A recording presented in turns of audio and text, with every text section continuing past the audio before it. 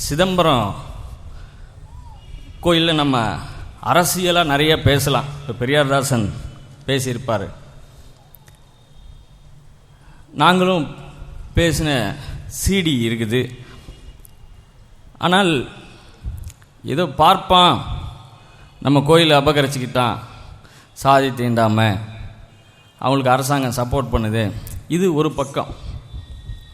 ஆனால் அந்த கோயிலினுடைய உண்மை நிலை என்ன, வரலாறு என்ன அப்படின்னு பார்த்தீங்கன்னா, தில்லை பெருங்கோயில் வரலாறு வெள்ளை வாரனார்னு சொல்லி ஒரு வரலாற்று ஆசிரியர் எழுதின அந்த புத்தகத்தை ரொம்ப குறைவான விலை தான். அதை படிச்சிங்கன்னா ஓரளவு சிதம்பரம் கோயிலை பற்றி ஒரு உண்மை வரலாறு. இன்னும் சிதம்பரம் கோயிலை பற்றி அந்த தீட்சிதர்களுக்கு புகழ் பாடக்கூடிய வரலாற்று ஆசிரியர்கள்லாம் எழுதியிருக்கிறாங்க. அதனுடைய வரலாறு ரொம்ப ரொம்ப முக்கியமானது. இப்போ அதனுடைய கேரக்டர் இதுக்குள்ள போகாமல், அந்த தீட்சிதர்கள், பொதுமக்கள், அரசாங்கம் இன்றைக்கு இந்த கூட்டத்தை உடனடியாக நடத்த வேண்டிய அவசியம் என்ன? உச்ச நீதிமன்றத்திலே செவ்வாய்க்கிழமை வழக்கு விசாரணைக்கு எடுத்துக்கொள்ளப்படுகிறது. நீதிபதி சௌஹான், போப்டே ஆகியோருடைய அமர்விலே சுப்பிரமணிய சுவாமி எப்பயுமே வந்தார்னா முன்னாடி வேட்டி சட்டையோடு உட்காந்துக்குவார், முதல் சேரில் உட்காந்துக்குவார். முதல் வழக்கு ஆதார், அதுவும் நம்மளுடைய வழக்கு தான். இரண்டாவது வழக்கு நடராஜர் கோயில் வழக்கு. நாம் தாதுமணல் கொள்ளை பொதுக்கூட்டம் இதெல்லாம் 4-5 நாள் முடிச்சுட்டு வர்றோம். ஆதார் வழக்கே 4-5 நாள் போகும் அப்படின்னு சொன்னாங்க. அப்போ இரண்டாவது வழக்காக மாலையே எடுத்துக்கொள்ளப்படுகிறது. சுப்பிரமணிய சாமி தன்னுடைய வாதத்தை தொடர்கிறார். மீண்டும் தொடர்ச்சியான வாதம் வியாழக்கிழமையிலே அவர் நடத்துகிறார். சட்டத்துக்கு அப்பாற்பட்டு நாத்திக அரசாங்கம், திராவிட கட்சி, தில்லை நடராஜனை பீரங்கி வைத்து பிளக்கும் என்று பிரச்சாரம் செய்யக்கூடிய கட்சியை சார்ந்த கருணாநிதி, அவருடைய ஆட்சியிலே இப்படி ஒரு பிராமணர்களுக்கு பெரிய அநீதி, அதனால்தான் நான் இந்த வழக்கிலே இணைந்தேன். இப்போ இருக்கக்கூடிய அரசாங்கம் ஃப்ரெண்ட்லி கவர்மெண்ட், என்னுடைய நட்புக்குரிய அரசாங்கம். இதில் அவர்கள்லாம் கோயிலை பிடுங்கிட்டு உடனே வெளியில் அனுப்பிட்டாங்க. சிவனோடு கூட வந்தவர்கள் 3000-ல் ஒருத்தர்கள், அவர்கள் தங்களை தவிர வேறு யாருக்கும் பெண் கொடுக்க மாட்டார்கள், பெண் எடுத்துக்கொள்ள மாட்டார்கள், இப்படியெல்லாம் பேசுகிறாங்க. இதற்கும் இவர் பேசின இந்த வாதத்திற்கும் இந்த வழக்குக்கும் பிரச்சனைக்கும் ஏதாவது சம்பந்தம் இருக்கிறதா? அவர் பேசுகிறார். சுப்பிரமணிய சாமி வக்கீல் அல்ல, அவர் சட்டம் படித்தவர் அல்ல, அவர் உலக அரசியலே ஒரு தரகர், புரோக்கர், பவர் புரோக்கர், அரசியல் தரகன். அதற்கு மேலே எந்த தகுதியும் கிடையாது. நாளைக்கு ராஜபக்சே கூட நிற்பார், அடுத்த நாள் ஒபாமா கூட நிற்பார், அடுத்த நாள் நித்யானந்த கூட நிற்பார். அவனுக்கு எந்த மானம் மரியாதை எதுவுமே கிடையாது. அதுதான் அவனுடைய பலம். மானம் மரியாதை ஒருத்தன் விட்டுட்டானா அவன் பெரிய பலமாயிருந்தான். அந்த மாதிரி சுப்பிரமணிய சாமியுடைய தகுதி அதுதான்.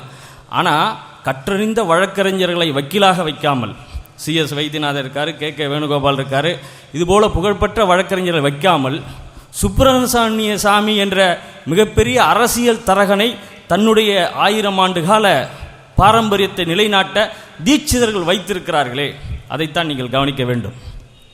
இங்கு இருக்கிறது ஜெயலலிதா அம்மையார் ஆட்சி. கடந்த 2009 அரசு கோயிலை கையகப்படுத்தியவுடன் போய் ஸ்டே வாங்கிறதுக்கு தீட்சிதர் முயற்சி பண்ணாங்க. இங்கிருந்து commissioner, secretary, additional commissioner, legal AC எல்லாருமே சுப்ரீம் கோர்ட்டில் இருந்தாங்க. இங்கே இருந்த ஒரு அடிஷ்னல் ஏஜி அங்கே போகிறாரு. அங்கே சீனியர் அட்வொகேட் வைக்கிறாங்க. அது இல்லாமல் இன்னொரு சீனியர் அட்வொகேட் வைக்கிறாங்க. இவ்வளவு நின்றும் எல்லா ஆவணங்களும் எல்லா இதையும் கொண்டு போய் நடத்துகிறாங்க. இன்றைக்கு ஒரே ஒரு ஜூனியர் அட்வொகேட்டு கேஸை வந்து பதில் சொல்கிறார். அப்போ என்னன்னா, இந்த அரசாங்கம் இந்த வழக்கை நடத்து என்று உத்தரவிடவில்லை. இங்கிருந்து இந்து சமய அறநிலைத்துறை அதிகாரிகள் ஒருத்தர் கூட டெல்லியிலே போகவில்லை. வழக்கு வியாழக்கிழமையே முடிவடைய வேண்டியது. நீதிபதிகள் சொல்லிவிட்டார்கள், என்ன, சுப்பிரமணியனுடைய வாதத்தில் நாங்கள் நிறைவடைந்து விட்டோம், வேற ஏதாவது சொல்றீங்களா? நம்ம சிவனடியார் சார்பிலே நாம் வைத்த வழக்கறிஞர் எழுந்து இதையெல்லாம் 1890 முடிவு செய்யப்பட்டது. இவர்கள் கோயிலிலே நிர்வாக முறைகேடு செய்திருக்கிறார்கள், 1939 முடிவு செய்யப்பட்டிருக்கிறது என்று சொல்லுகிறார். ஹூ ஆர் யூ அப்படின்னு ஜட்ஜி நம்ம வக்கீலை பார்த்து கேட்குறார்.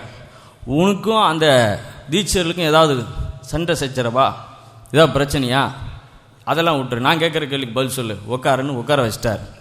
இப்போ நாங்கள் கேட்பது, பார்ப்பானுக்கு ஒரு நீதி, பஞ்சம சூத்திரனுக்கு ஒரு நீதி என்று புத்தகத்திலே படித்திருக்கிறோம். இப்போ சுப்பிரமணிய சாமி என்ன நிலையிலே நின்று வாதத்தை வைத்தாரோ அதே நிலையிலே அந்த வாதத்தை வைப்பதற்கு உச்ச நீதிமன்றம் எங்களை அனுமதிக்குமா?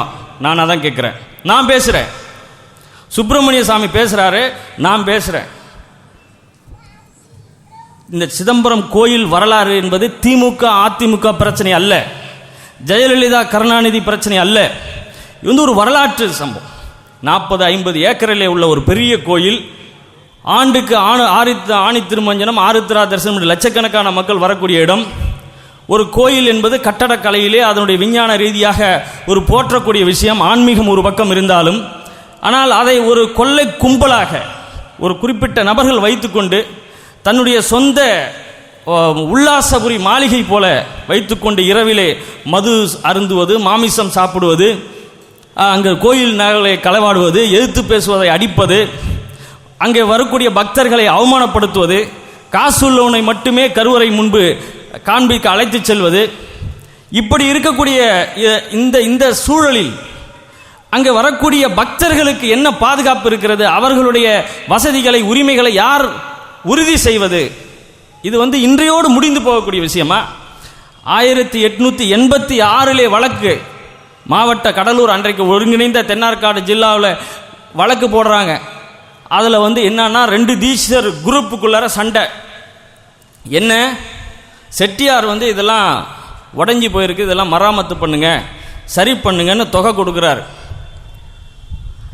அந்த பணத்தை வாங்கலாமா வேண்டாமா? வாங்கின பணத்தை நான் எவ்வளோ எடுத்துக்கிறது, நீ எவ்வளோ எடுத்துக்கிறது, 2 கோஷ்டிக்குள்ளே சண்டை. அப்போ பொது டீச்சர் எல்லாம் கூட்டி முடிவு பண்ணுறாங்க. அப்போ பெரும்பான்மை வந்து இந்த பணத்தை வாங்கி நம்ம கோயிலை சரி செய்யலான்னு முடிவு பண்ணுறாங்க. சிறுபான்மை எதிர்க்கிறார்கள். அப்போ பிரச்சனை வருது, என்ன, பெரும்பான்மைக்கு சிறுபான்மை கட்டுப்பட வேண்டுமா அப்படின்னு போகுது. இதில் ஒருத்தன் போய் கத்தியால் குத்திடுறான். இது மாதிரிலாம் நடக்குது. கோயிலை இழுத்து பூட்டிடுறாங்க, அவனுக்கு பூஜை உரிமை தர்றதில்லை. அதோட வந்து அந்த தீட்சிதர்களுக்குள்ளார சஸ்பெண்ட் பண்ணிடுறாங்க, அவங்களே அவங்கள சஸ்பெண்ட் பண்ணுறாங்க. இதை எதிர்த்து பாதிக்கப்பட்டவர்கள் நீதிமன்றத்துக்கு போகிறார்கள். அந்த வழக்கு இறுதியாக 1890 சென்னை உயர் நீதிமன்றத்திலே முத்துசாமி ஐயர், ஷெப்பர்ட் என்ற 2 நீதிபதிகள் அமர்விலே சொல்லுகிறார்கள், இந்த தீட்சிதர்கள் இவர்களுக்குள் பிரச்சனையை நீதிமன்றத்துக்கு கொண்டு போகக்கூடிய அதே சூழலில் இந்த கோயிலை எங்களுடைய சொத்து என்ற உரிமையை கோருகிறார்கள். அதுதான் ரொம்ப முக்கியம். என்ன அடிச்சிட்டான் அது இதுன்றதுன்னு கம்ப்ளைண்டோடைய இந்த சொத்து எங்களுடையது என்ற உரிமை கோருகிறார்கள். அந்த உரிமையை அந்த 2 நீதிபதிகள் அமர்வு தள்ளுபடி செய்கிறார்கள், நிராகரிக்கிறார்கள்.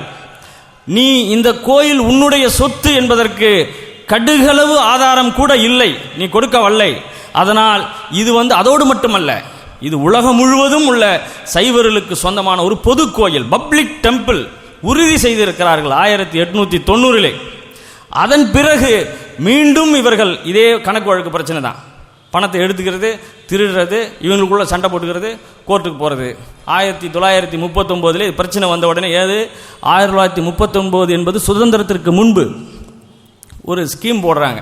ஒரு கமிட்டி, 9 பேர் கமிட்டி போட்டுங்க, இந்து என்டோமெண்ட் போர்டு 2 பேர் சேர்ந்து நீங்கள் உண்டியல் வைக்கணும், அர்ச்சனை சீட்டு வைக்கணும், இதெல்லாம் செயல்படுத்துங்கன்னு சொல்கிறாங்க. அதை ஏற்கவில்லை, நடைமுறைப்படுத்தவில்லை. அதை எதிர்த்து ஜில்லா கோர்ட்டு, ஹைகோர்ட்டு, அப்போ வெங்கட்டரமணரா அப்படிங்கிற ஒரு நீதிபதியும் நேசாம்ன்ற ஒரு நீதிபதியும் 2 பேரும் சேர்ந்து அங்கேயும் வந்து கேட்குறானுங்க, இது எங்கள் கோயில்னு. தபார் ஏற்கனவே முடிவு செஞ்சிடுச்சு, உன் கோயிலுங்கிறலாம் கிடையாது, ஒழுங்காக சொன்ன வேலையை செய் போ அப்படின்னு சொல்லி தள்ளுபடி பண்ணி மீண்டும் திருப்பி அனுப்பிச்சிடுறாங்க. அதையும் நடைமுறைப்படுத்தலை. சட்டத்தை மதித்து பாப்பானுக்கு எங்கேயாவது பழக்கம் இருக்கா? பார்ப்பனர்களுக்கு நீதிபதியை விலைக்கு வாங்குவார்கள், நீதியை விலைக்கு வாங்குவார்கள், சாட்சியை விலைக்கு வாங்குவார்கள். ஏன், இந்த நீதிபதியிடம்தான் நான் வழக்கு நடத்துவேன், இந்த அரசு வழக்கறிஞர் தான் எனக்கு வேணும் என்று வடிவேல் வந்து அக்யூஸ்டுக்கு கேட்குறான் பார்த்தீங்களா, இந்த ஏட்டையா கூட தான் நான் கோர்ட்டுக்கு போவேன்னு. அந்த மாதிரி இன்றைக்கு தமிழக முதல்வர் வந்து கேட்குறாரு, கர்நாடகாவில் இந்த வக்கீல் தான் எனக்கு வேணும்னு. அப்படி இருக்கிறது அவர்களுடைய நீதிமன்ற நடவடிக்கைகள். இவர்கள் நீதியை மதிக்கிறது இல்லை. உடனே 1950 இந்த கோயிலை வந்து அரசாங்கம் முழு கட்டுப்பாட்டுக்கு வரணும் உத்தரவு போடுறாங்க. அதை எதிர்த்து சென்னை உயர்நீதிமன்றத்தில் வழக்கு போடுகிறார்கள். அந்த வழக்கிலே கூடவே இன்னொன்று வருது, சிரூர் மற்றும் கர்நாடகா. அப்போ மாநிலம் பிரியல. அந்த மடாதிபதி அவர்கள் உண்மையிலே மடாதிபதி, கோயில் கிடையாது. அவர்களும் இவர்களும் வந்து நானும் மடாதிபதி தான் அப்படின்னு இவங்களும் வழக்கு போட்டு அந்த வழக்கு ஆரம்பிக்கும் பொழுதே Chidambaram Natarajar temple is a public temple அப்படின்ற வரியோடு தான் அந்த தீர்ப்பே ஆரம்பிக்குது. கடைசியில் முடியும் பொழுது ஆமாம் இவர்களும் மடாதிபதி போன்றவர்கள், இவர்களும் சில கேரக்டர் இருக்கு. பாப்பானா பின்னாடி தான் குடும்பி வச்சுருப்பாங்க. இவன் சைடில் இப்படி ஆண்டனா மாதிரி வச்சுருக்கிறான். இவன் வந்து பெண்களை எங்கேயும் வெளியில் கொடுக்க மாட்டான், இவங்களுக்குள்ளரையே பண்ணிக்குவாங்க, பாலிய விவாகம், இப்படி ஒரு சிறப்புகள் வைத்திருக்கிறார்கள். அது உங்களுடைய பழக்க வழக்கங்கள். அதற்காகவே தன்னை ஒரு டினாமினேஷன் வகையரா என்று இவர்கள் மடாதிபதி போன்றவர்கள் அப்படி நீதிபதி சொல்லிடுறாங்க. அதனால் அதை சொல்லி நிற்கல. ஆர்டிக்கல் 26 அதாவது சரத்து 26 சொல்லிட்டா அவனை யாரும் கேள்வி கேட்க முடியாது. நீங்கள் கடவுளை கூட கேள்வி கேட்டுடலாம். ஆர்டிக்கல் 26 சொல்லிட்டா கேள்வி. அதான் பெரியார் அரசியலமைப்பு சட்டத்தை கொளுத்தணும், அந்த பிரிவை வந்து எடுக்கணும்னு சொல்லி போராடினது. பெரியார் வந்து எப்படி இந்த கோரிக்கையை வைத்தார் என்று இன்றைக்கு நாங்கள் படித்து பார்க்கும்போது வியப்பாக இருக்கிறது. என்ன சந்திரமண்டலத்தில் ராக்கெட் விடுறாங்க, பெரியார் அந்த கோரிக்கை எப்படி அதை வைத்தார், அரசியலமைப்பு சட்டத்திலே அந்த பிரிவை எடுக்கணும்னு எப்படி சொன்னார்னே ஆச்சரியமாக இருக்குது. அந்த 26 சொல்லிட்டாங்க.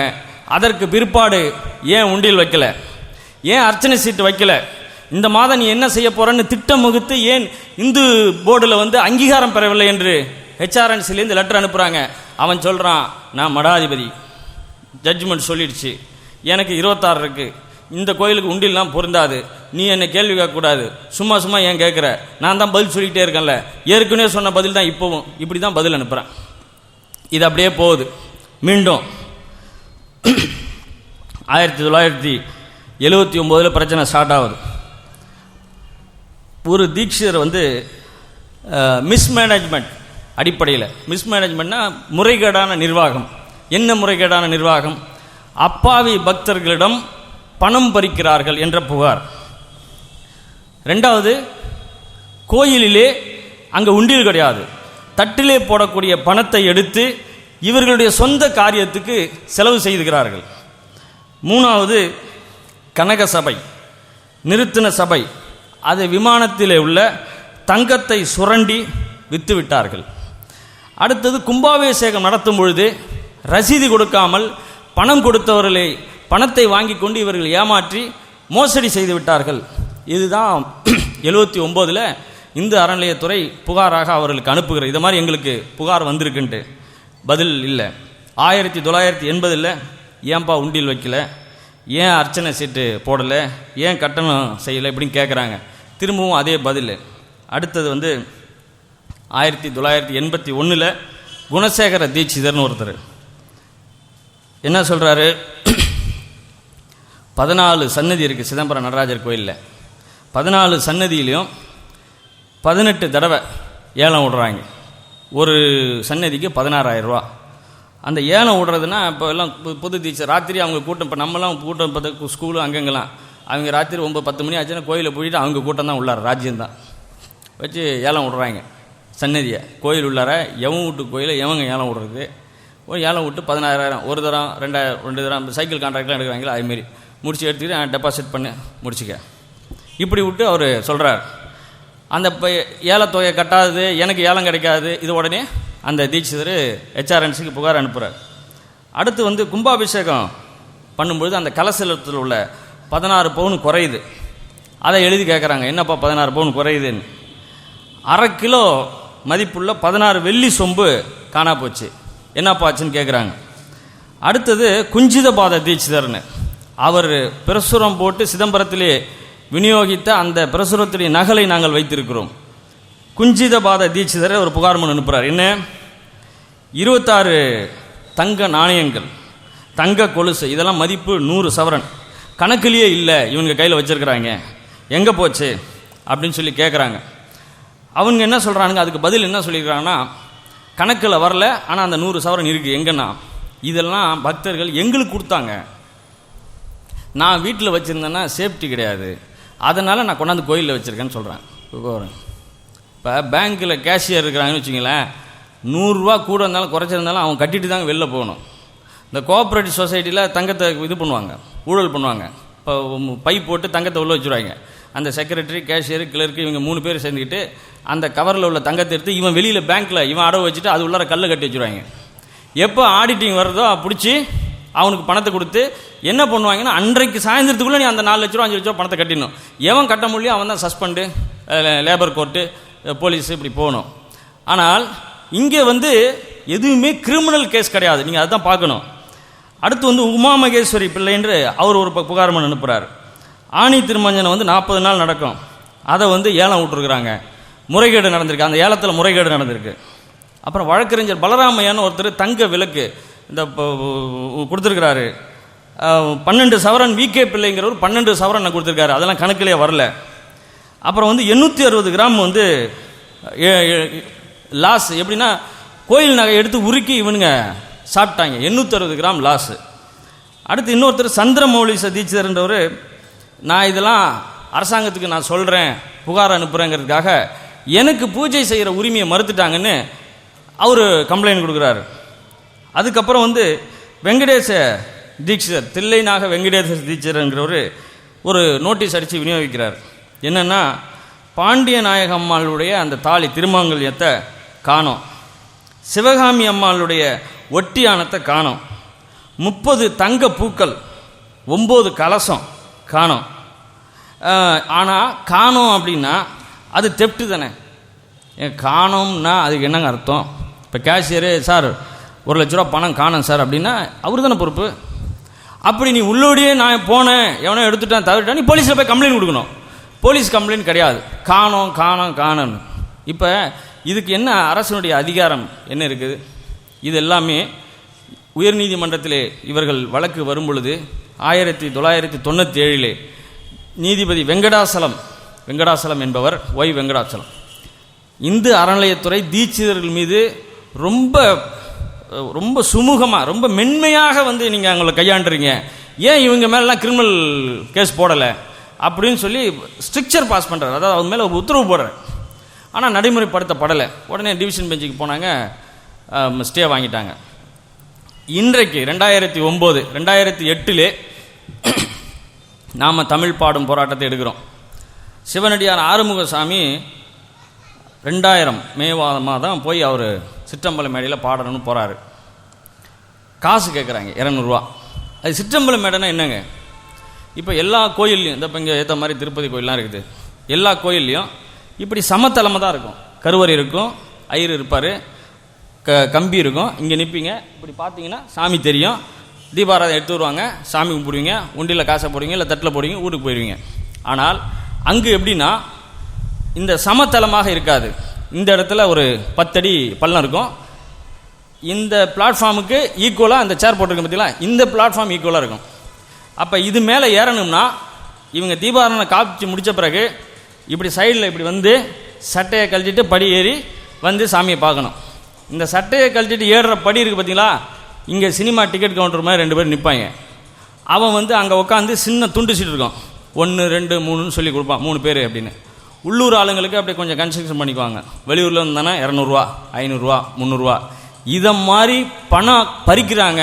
500 ரூபா கொடுத்தா தான். இப்போ சிதம்பரம் கோயிலை பார்க்க போகிறேன்னு சொல்லி அது மேலே ஏறி சாமியை பார்க்காத எப்படிங்க போக முடியும்? இவ்வளோ தூரம் கோயிலை பார்க்கறதுக்குன்னு எங்கேயோ திருநெல்வேலியில் வந்திருப்பாங்க, இங்கேருந்து வந்திருப்பாங்க, கேரளாந்து. சார் 500 ரூபா தொலைது, இது 500 ரூபா ரொம்ப காஸ்ட்லி போல இருக்குது, 500 ரூபா மேலே அனுப்புறது சட்டையை கழிட்டு.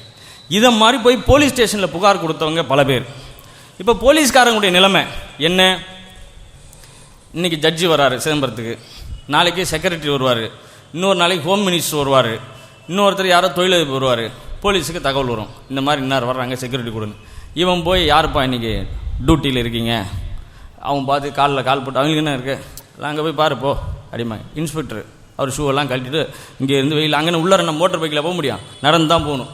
போய் என்னப்பான்னு கேட்டால் சொல்லுவாங்க. போலீஸை மதிக்க மாட்டானுங்க, பக்தர்களை மதிக்க மாட்டாங்க.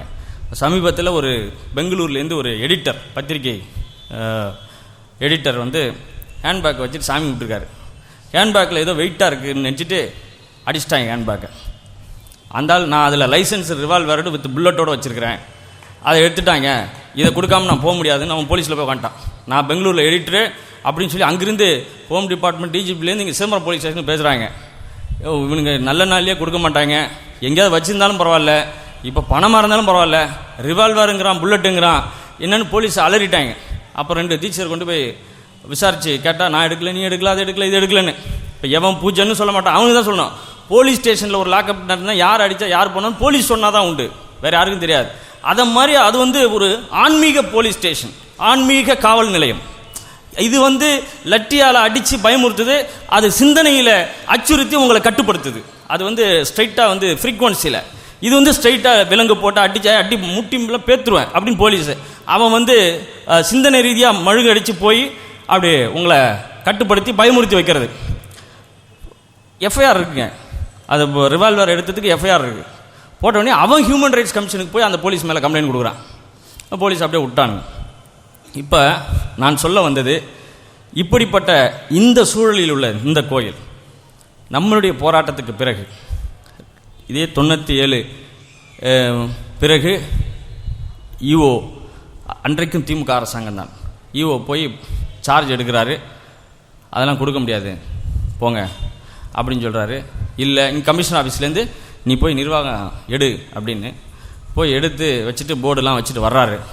ராத்திரியே தண்ணியை போட்டு போர்டுலாம் அடித்து உடச்சி தூக்கி எறிஞ்சிட்டாங்க. அடுத்த நாள் காலைல போய் ஈஓ போலீஸ் ஸ்டேஷனில் உட்காந்துருக்காரு. நான் ஆஃபீஸ்லாம் ஏற்பாடு பண்ணி வச்சுட்டு வந்தேன், ஆஃபீஸு இல்லை அப்படின்னு சொல்லி பிபிடி ஆக்ட் போட்டு கேஸ் எஃப்ஐஆர் ரெஜிஸ்டர் பண்ணிட்டாங்க.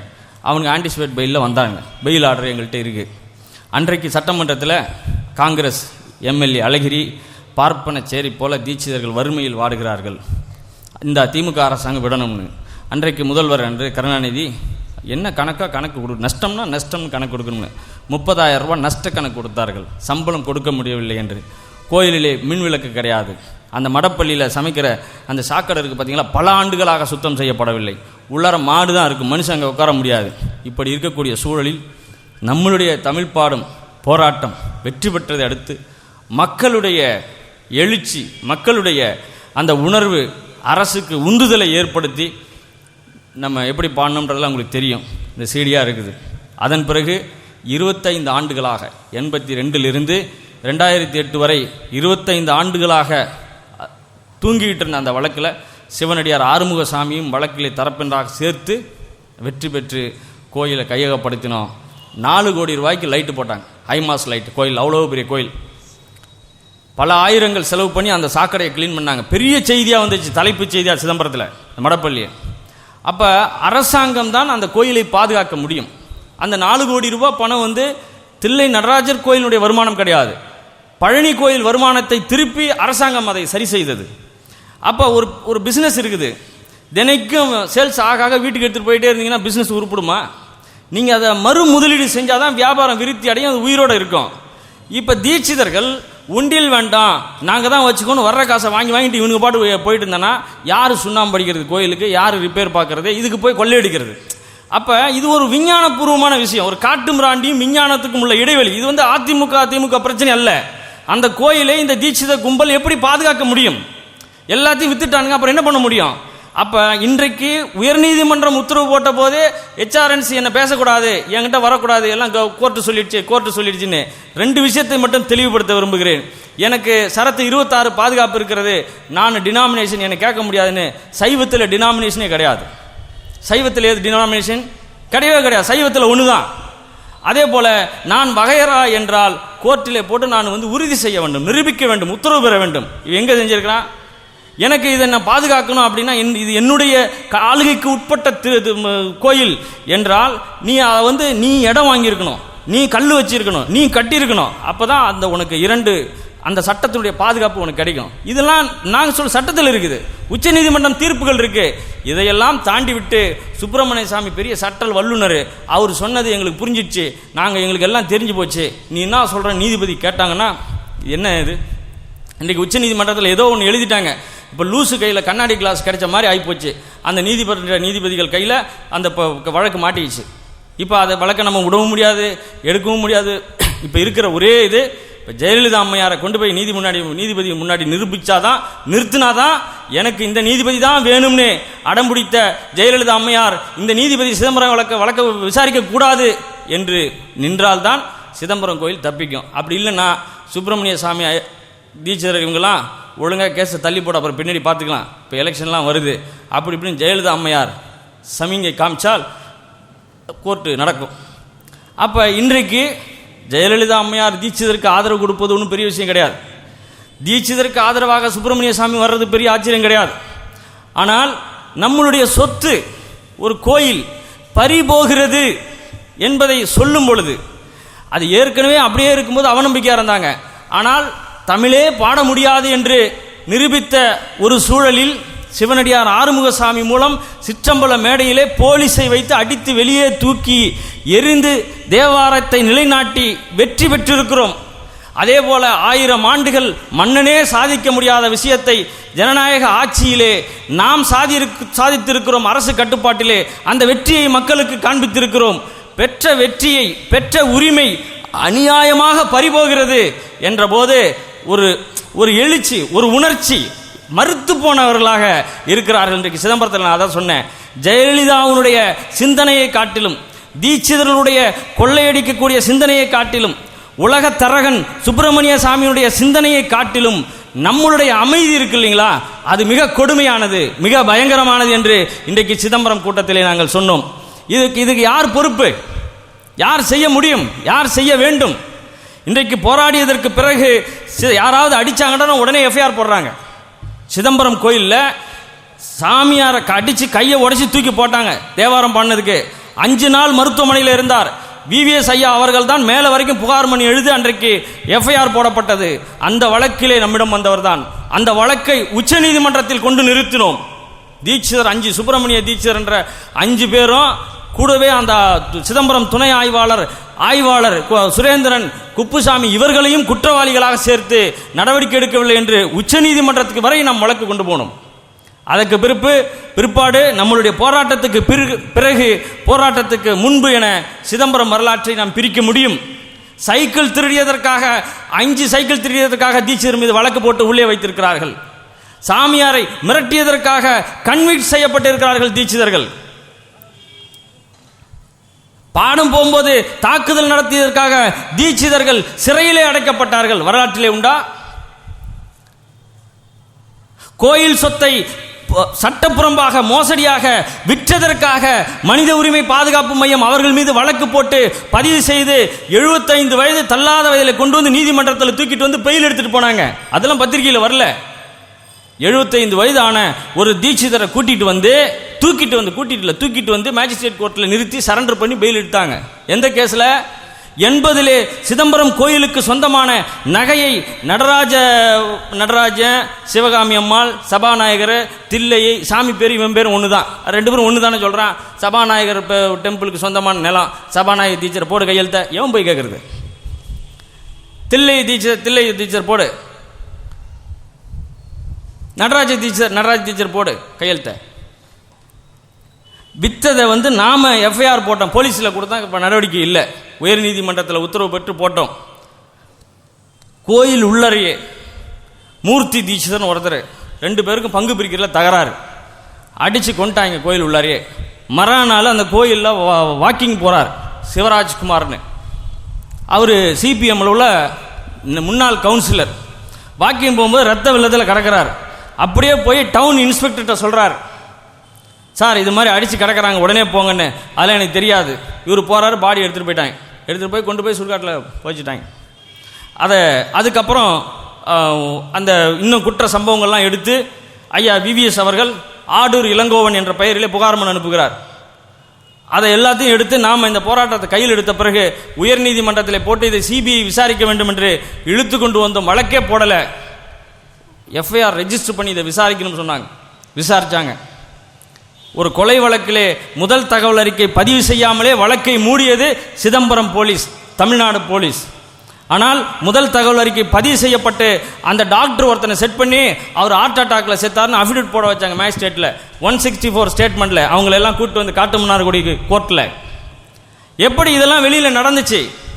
அப்போ ஒரு கிரிமினல் கேங்காக, அவர்கள் சட்டத்துக்கு அப்பாற்பட்டவர்களாக, காவல்துறைக்கு அப்பாற்பட்டவர்களாக, அரசுக்கு அப்பாற்பட்டவர்களாக நிற்கிறார்கள். அதனால் யாருக்கு பாதிப்பு என்றால் மக்களுக்கு தான். இப்போ நாம் போய் தினந்தோறும் கோயிலில் சாமியாக கும்பிட போகிறோம், விபூதி வாங்க போகிறோம்ட்டு ஒரு சிதம்பரத்தில் ஒரு வியாபாரி சொல்லுகிறார். நான் கேட்குறேன், இது ஒன்றும் பெரிய இது கிடையாது. இன்னைக்கு கூட ஒரு பத்திரிகை நண்பர் கேட்டார், ஒரு சைவமே இருக்கக்கூடிய ஒருத்தனை கூப்பிட்டு நீங்கள் கால்சியம் டெபாசிட் போன் வந்து டெஸ்ட் பண்ணுங்கள், நீங்கள் தீட்சிதருடைய போனை டெஸ்ட் பண்ணுங்கள், அவன் எவ்வளோ என்வி சாப்பிட்றான்னு தெரியும். போனில் வந்து டெஸ்ட் பண்ணால் கண்டுபிடிச்சிட முடியும். நீ ஆல்கஹால் டெஸ்ட் பண்ணு, கண்டுபிடிக்க முடியும். நீ இப்போ உன்னுடைய வள்ளல் தெரியும். அப்போ இவ்வளவு கிரிமினல் கேங் இருக்கு தெரியும் உனக்கு. நீ இப்போ பிரெயின் மேப்பிங் வந்து டெஸ்ட் கொடுக்குறாப்புல, அந்த சாமி நகையெல்லாம் திரு, நீ எங்கே போனேன்னு சொல்லி அவனை கிரிமினல் கேஸ் போட்டு இன்வெஸ்டிகேட் பண்ணாலும் தெரியும். யாருடைய சொத்து இது? இன்றைக்கு உண்டியல் வச்சதில் 1.5 கோடி ரூபாய் கையிருப்பு இருக்கிறது அரசாங்கத்திலே. உண்டியல் வைத்ததன் மூலம் இந்த 4 ஆண்டுகளில் 1.5 கோடி ரூபாய் ரொக்கமாக இருக்கிறது. 250 கிராம் வந்து நகையாக இருக்கிறது. ஃபாரின் கரன்சி 1.5 லட்சம் ரூபாய் இருக்குது. 700 கிராமுக்கு மேல தங்க வெள்ளி கட்டிகள் இருக்கிறது அந்த உண்டியலில் போட்டது. இப்போ பேரருக்கு டிப்ஸ் கொடுக்கறது கொடுத்துருவான், ஆனால் சாப்பிட்ட காசு ஓனர்கிட்ட தானே கொடுக்க முடியும். அது மாதிரி என்னுடைய வேண்டுதலை நிறைவேற்றுவதற்கு நடராஜனுக்கு நான் கொடுப்பது 1 லட்சமாக இருந்தால் நான் உண்டியலில் தானே போடுவேன். 1 லட்ச ரூபாய் நான் தீட்சிதர் கொடுத்தா இவன் போய் சேரும்னு எப்படி சொல்ல முடியும்? இன்றைக்கு கபாலீஸ்வரர் கோயில், பழனி கோயிலாம் பல கோடிக்கணக்கான ரூபாய் வருது. பள்ளிக்கூடம் நடத்துறாங்க, ஆஸ்பத்திரி நடத்துறாங்க, கடை வச்சிருக்காங்க, மண்டபம் வச்சிருக்காங்க. சிதம்பரம் கோயில் என்ன வச்சிருக்கிறான்? இதையே அங்க உள்ள பக்தர்கள் கேட்க மாட்டேங்கிறார்கள். நாங்கள் பேசி இருக்கிறோம். 2759 ஏக்கர் இருக்கிறது நஞ்சை புஞ்சை சிதம்பரம் கோயிலுக்கு சொந்தமாக. ரொம்ப முக்கியமாக நாங்கள் சிவபெருமானோடு 3000 பேர் பனாரஸிலிருந்து வந்தோம் என்று எழுதுகின்ற அதே நேரத்தில் சிதம்பரம் நடராஜர் கோயிலுக்கு சொந்தமாக சொத்தே கிடையாதுன்னு அடுத்த லைன் இதுதான் வரும். சிதம்பரம் நடராஜர் கோயிலுக்கு சொந்தமாக சொத்து கிடையாதுன்னு தான் போடுவாங்க. ஆனால் அரசாங்கம் சொல்லுகிறது 2751 ஏக்கர் இருக்கிறது, நாங்கள் 900 ஏக்கரை கண்டறிந்திருக்கிறோம். எங்கள் கோயில் கரண்ட் பில் கட்டுறது இன்றைக்கு வரைக்கும் அரசாங்கம் கட்டுகிறது. சிதம்பரம் கோயிலுடைய மின் கட்டணத்தை அரசாங்கம் கட்டுகிறது. அப்ப யாரை ஏமாற்றுகிறார்கள்? கோயில் நொத்தை விற்றதற்கான ஆவணங்களை உயர்நீதிமன்றத்தில் தாக்கல் செய்திருக்கிறோம். தீட்சிதர் எல்லாம் வறுமையில் வாடுகிறார்களாம். லைவ்லிஹுட், அவர்களுடைய வாழ்க்கை ஆதாரம் என்ன செய்ய போகிறாய், நீ சம்பளம் கொடுத்தாயா என்று நீதிபதி கேட்கிறார். அரசாங்கம் சொல்லுகிறது அவர்கள் எங்களிடம் நிர்வாகத்தையே ஒப்படைக்கவில்லை. வெளியே கதவு சாவிலாம் இருக்குது, சன்னதி சாவிலாம் இருக்கு, எதுவுமே தரல. இப்ப ஈவோ போனார்னா வெளியில தான் நிக்கணும், அவன் திறந்தாதான் இவன் உள்ளே போக முடியும். நீதிபதி கேட்டிருக்கிறார், ஈவோவுக்கு கோயில் உள்ளார என்ன வேலை, ஆபீஸையா நீ கோயில் உள்ளார வைக்கிற? நீதிபதி கேட்கிறாருங்க. கோர்ட்ல ரெஜிஸ்டர் ஜெனரல் இருப்பார், அவரு வெளியில போட முடியும், உள்ள இருந்தா தானே நிர்வாகத்தை பார்க்க முடியும். இதை நாம திருப்பி கேட்கணும்ல. அப்ப இந்த பிரச்சனை நீதிமன்றத்தில் தீர்க்கக்கூடிய பிரச்சனை அல்ல, இது மக்கள் மன்றத்திலே தீர்க்கக்கூடிய பிரச்சனை. விசாரணை, நீதி விசாரணை சமமாக இருக்கும் பட்சத்தில் நாம் நீதிமன்றத்தை நாடலாம். பார்ப்பானுக்கு ஒரு நீதி, சூத்திரனுக்கு ஒரு நீதி என்னும் போது அப்படிப்பட்ட நீதிமன்றத்திலே நாம் எந்த நீதியை எதிர்பார்க்க முடியும்? இன்றைக்கு எல்லாம் அப்படியே போயிட்டு இருக்குது. எந்த அமைதி, எந்த ஏதாவது ஒரு பரபரப்பு இருக்கா பாத்தீங்களா? சிதம்பரம் கோயில்ல வெற்றி பெற்றவனே வரும் பாருங்க பரபரப்பா.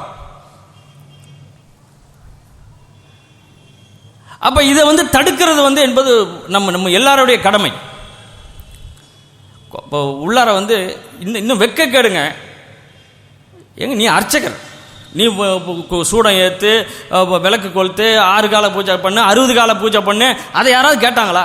அர்த்தராம எதுவுமே கேட்கல நம்ம.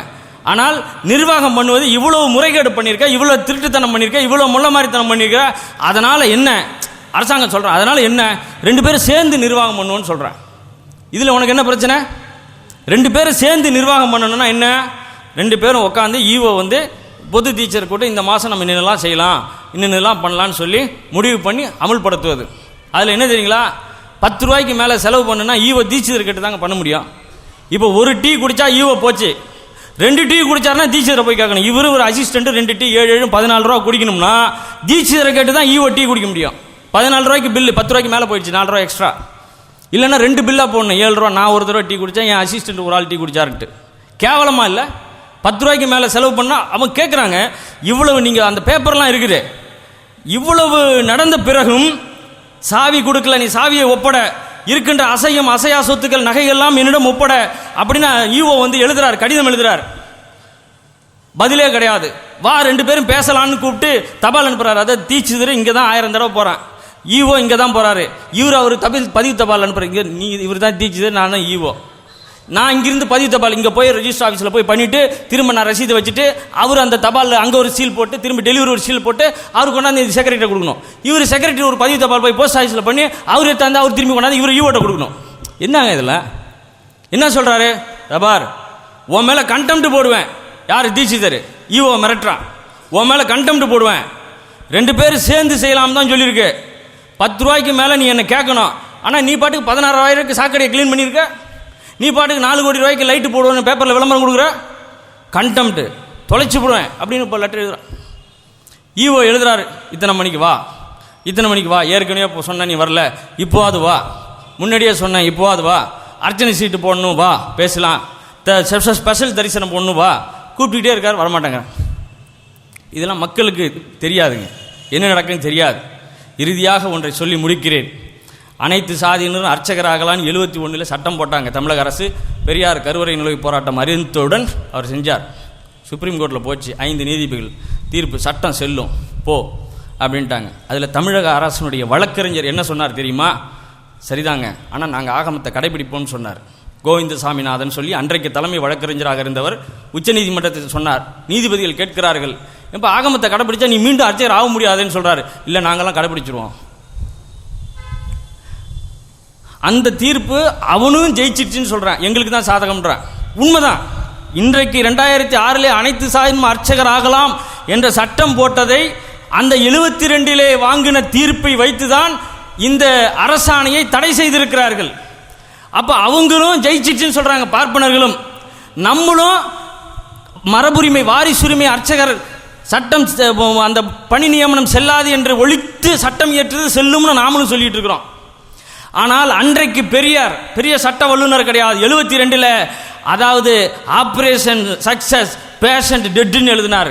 நாங்கள் அந்த சப்ஜெக்டை வச்சுட்டு ஒருத்தட்ட கேட்குறோம், பெரிய புலி, இந்து அறநிலையத்துறை வழக்குகளே பெரிய புலி.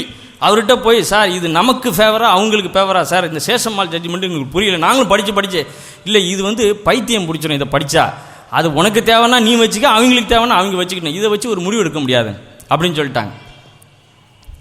பணியாளர்கள்லாம் நியமனம் பண்ணுறது அரசு அதிகாரம்னு சொல்லிட்டான். ஆனால் நான் தான் நியமனம், என்ன தான் நியமனம் பண்ணணும், என்னை மாற்றி நியமனம் பண்ணால் நீ 26 சரத்து இருக்கிறது. இன்றைக்கு திருச்சி ஸ்ரீரங்கத்திலே பார்ப்பனர் பிராமணர்கள் மட்டும் விண்ணப்பிக்கவும், எது கடைநிலை ஊழியர். திருவண்ணாமலை கோயிலில் பிரசாதம் செய்வதற்கு பார்ப்பனர் பிராமணர்கள் மட்டும் விண்ணப்பிக்கவும் என்று இந்து அறநிலையத்துறை விளம்பரம் கொடுக்கிறது. அப்போ என்ன, இப்போ ஒரு லட்டு பிடிக்கிறது கூட நம்மால் தகுதி இல்லை. இருக்கிற ஸ்வீட் ஸ்டால் பூரா எல்லாம் நம்மளால் தான் பாப்பான வச்சு நடத்துகிறோம் ஸ்வீட் ஸ்டாலில். அப்போ இது ஏதோ வேலை வாய்ப்பு இல்லை, ஏதோ லட்டு பிடிக்கிற பெரிய கலெக்டர் உத்தியோகம், அதுக்காக போட்டி பண்ணுங்களேன். எப்படி சாதி ரீதியாக இழிவுபடுத்துகிறார்கள். கோயிலை கட்டியது நாம், இடத்தை கட்டியது எல்லாமே நம்மளுது. நம்மளை இழிவுபடுத்துவதற்காக அதை செய்கிறார்கள். அதற்காக தான் அதை போராடுறமே தவிர லட்டு பிடிக்கிற வேலை பெரிய லட்சமாக கிடைக்கும், அதுக்காக எனக்கு அந்த வேலை வாய்ப்பு எங்காலும் கொடுன்னு நான் கேட்கல. இல்லை ஒரு கோயிலில் போய் மணி ஆட்டினா பெரிய தாசில்தார் உத்தியோகம், அதுக்காக அர்ச்சகர் வேலை கிடைக்கும் நாங்கள் போராடல. சாதி ரீதியாக இழிவுபடுத்துகிறார்கள், தீண்டாமையை கடைபிடிக்கிறார்கள். எல்லா இடங்களிலும் தீண்டாமை கடைபிடித்தால் அது தன்னைக்குரிய குற்றம், கருவறையிலே குடைபிடித்தால் அது புனிதம் என்று அவர்கள் மறைக்கிறார்கள், மூடி மறைக்கிறார்கள். அதை வெளியில கொண்டு வரணுங்கிறதுக்கு தான் இன்றைக்கு பேசுகிறோம். அன்றைக்கு உச்ச நீதிமன்றத்தில் என்ன நடந்தது என்று அன்றைய முதல்வர்களுக்கோ அன்றைக்குள்ள அரசியல்வாதிகளுக்கோ தெரியாது.